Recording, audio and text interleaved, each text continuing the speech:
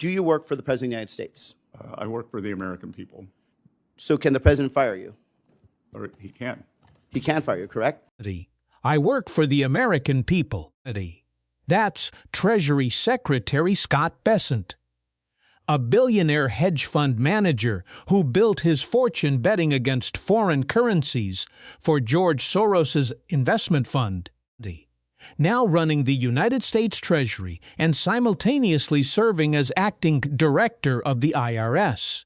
The man in charge of the tax agency his own boss just sued for $10 billion.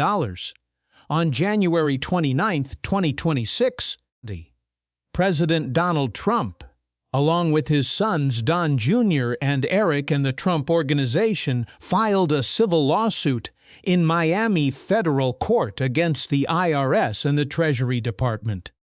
$10 billion in damages, the basis. A former IRS contractor named Charles Littlejohn had stolen and leaked Trump's confidential tax returns to the New York Times and ProPublica between 2018 and 2020. Littlejohn is already in federal prison, serving a 5-year sentence. But the lawsuit wasn't filed against Littlejohn. It was filed against the agencies Trump now controls. And here's a detail the hearing never mentioned. 3 days before Trump filed that lawsuit, Bessent canceled every single Treasury contract with Booz Allen Hamilton, the firm that had employed Littlejohn. 31 contracts, $21 million. Terminated January 26th. The lawsuit landed January 29th. That 3-day sequence wasn't cleanup. It was staging 1 week later. The Senate Banking Committee held a hearing, and a senator from Arizona named Ruben Gallego, a man who worked at a meatpacking plant and as a janitor to help his single mother keep the lights on, who earned his way into Harvard, then deployed to Iraq as a Marine with a unit that lost 22 men in 8 months, sat across from the billionaire and started asking very simple questions. We kind of touched on this earlier. In addition to being Treasury Secretary, you are serving as acting director of the IRS. So following up on Senator Kim's questioning, so you are fully aware that the president is suing your agency for $10 billion. Yeah. We would agree. Would you agree that $10 billion is a good sum of money? Yes, sir. Where would that be cut from? Let's say for some reason he actually wins that lawsuit. Where would that $10 billion come from? Again, it would come from process-wise. I'm not asking like your opinion whether it's right or wrong. It would come from Treasury. It comes from Treasury, which comes from the general fund? The Treasury general account. So taxpayers? Yes. Thank you. Part of the 440,000 taxpayers whose returns were leaked. If the president, they're not suing, but if the president prevails in this lawsuit, he's going to be able to pocket that money. My question is the president, has anyone in the president's office talked to you about this lawsuit in any regard? They have not, and the president said he will donate the $10 billion from the Treasury general account, from every American who's ever paid a federal tax. Bessent confirmed it under oath, then immediately tried to change the subject. The president said he will donate the proceeds to charity. You may have missed that. He didn't just answer the question. He talked down to a combat veteran about the president's generosity. It's worth noting, Trump used the exact same line, "I'll give it to charity," when reports surfaced that he was separately seeking $230 million from the Justice Department for prior investigations. Same promise, different lawsuit. Same vanishing act. Now do the math. Bessent hopes you won't. The lawsuit names 4 plaintiffs: Trump, Don Jr., Eric, and the Trump Organization. $10 billion divided by 4 is $2.5 billion per plaintiff.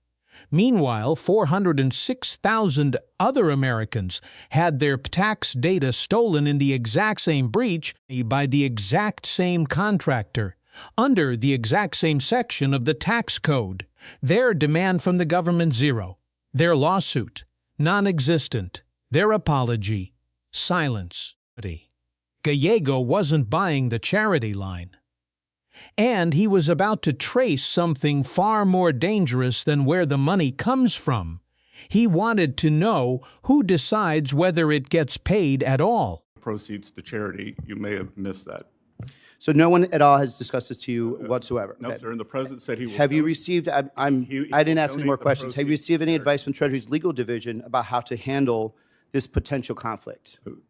This is a Justice Department matter. They represent Treasury in it. As Have said someone from the earlier. Department of Justice actually come and talk to you saying that this is their purview and you need to stay out of it? Or who has discussed to you what is your role in this? Our general counsel, who's sitting behind me, has told me that it is a Justice Department matter. The Justice Department defends Treasury in matters like this. Okay, so it has been discussed with you. Do you have any final say at all in the process of this? Or is the DOJ just going to instruct you to cut a check and or settle, and you have no independence to actually make a decision whether or not the president deserves $10 billion? Again, that is a DOJ matter. And so the DOJ will entirely make that decision if whether or not the president should receive $10 billion. You have no say at all. Correct. So you would just have to write the check if you were told to write the check. Correct. And you would write the check willingly if you were told by a DOJ to the president. I will follow the law, Senator. Okay. I mean, I think for many of us, this is very simple, and I think if this had been happening in any other countries, it would look an absolute, like a total shakedown of the American taxpayer. Are you also aware that President Trump has filed claims seeking $230 million from the Justice Department for investigations conducted during his previous candidacy? I'm unaware. I will follow the law, Senator. That sounds like a man doing his duty, but follow the chain he just described. The Department of Justice decides whether Trump's lawsuit gets settled or fought in court.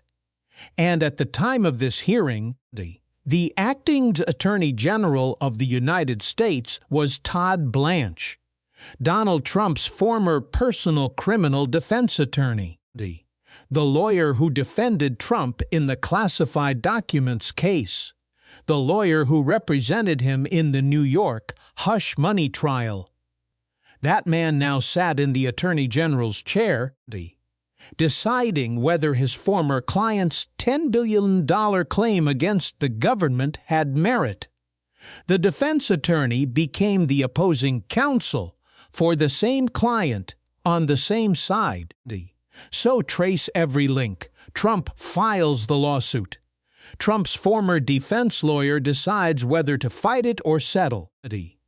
Trump's Treasury Secretary, who serves at the president's pleasure and can be fired with one phone call, processes the payment. And American taxpayers fund the entire operation. Every person in this chain answers to one man. There is no independent decision-maker anywhere. That's why Bessent kept repeating it's a DOJ matter 4 times in under 4 minutes. Not because he didn't understand the conflict of interest, because DOJ matter was the only phrase that kept his fingerprints off the decision while keeping his hand on the wire transfer. Gallego was about to make that separation impossible.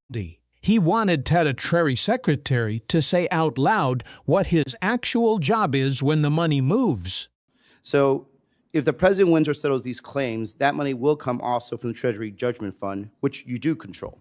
Have you recused yourself from any decisions about paying the president on these claims? Again, I'll follow the law, and I'm not involved with any of this. It stems from justice.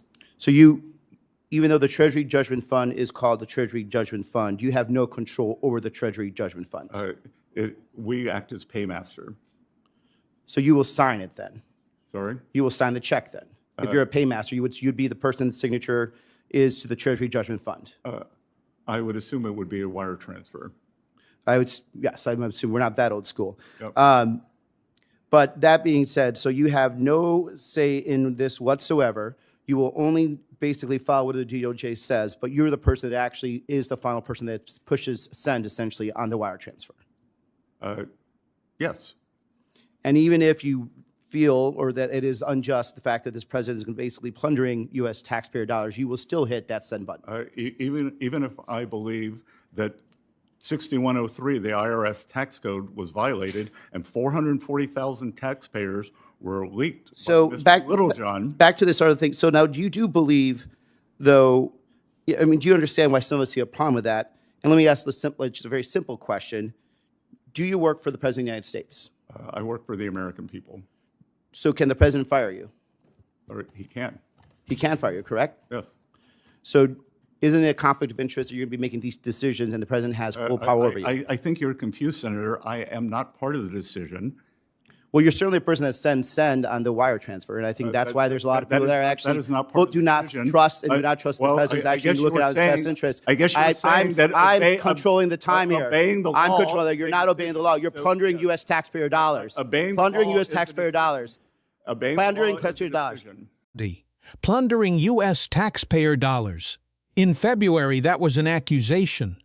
By May, it was a matter of public record. On May 18th, 2026, 3 months after this hearing, Trump voluntarily dismissed his $10 billion lawsuit. On the same day, the Department of Justice reached a settlement with the president. The official terms said Trump would receive no direct monetary payment. But attached to that agreement was something worth far more than cash. Acting Attorney General Todd Blanche, the president's former defense lawyer, signed an order creating a fund called the Anti-Weaponization Fund. The $1.776 billion of taxpayer money set aside to compensate what the DOJ called victims of prosecutorial overreach. And stapled to that order was a one-page addendum that did something no president in American history had ever achieved. It permanently barred the IRS from auditing any tax return filed before May 2026 by Donald Trump, his sons, the Trump Organization, or any of their affiliates. Not temporarily, not pending review, permanently. The lawsuit asked for $10 billion. Trump walked away with something a court could never have awarded: total immunity from the tax agency he controls. In June, Senator Catherine Cortez Masto confronted Bessent in a follow-up hearing and asked the obvious question: would the 406,000 other taxpayers whose data was stolen in the same breach receive the same immunity? Bessent's answer, word for word, was, "I'm unable to provide additional details. They received nothing." In July, U.S. District Judge Kathleen Williams delivered her ruling. She found that Trump had filed the lawsuit, in her words, for an improper purpose, specifically to manufacture what she called judicial legitimacy for a settlement that had no viable basis in law or fact. The court concluded the plaintiffs had acted in bad faith. Bessent said he works for the American people. 3 months later, he processed a settlement that handed the president permanent immunity from tax audits, while 406,000 Americans whose data was stolen in the identical breach received no settlement, no immunity, and no apology. So who does the Treasury Secretary really work for? The American people, or the one person who can end his career with a single phone call?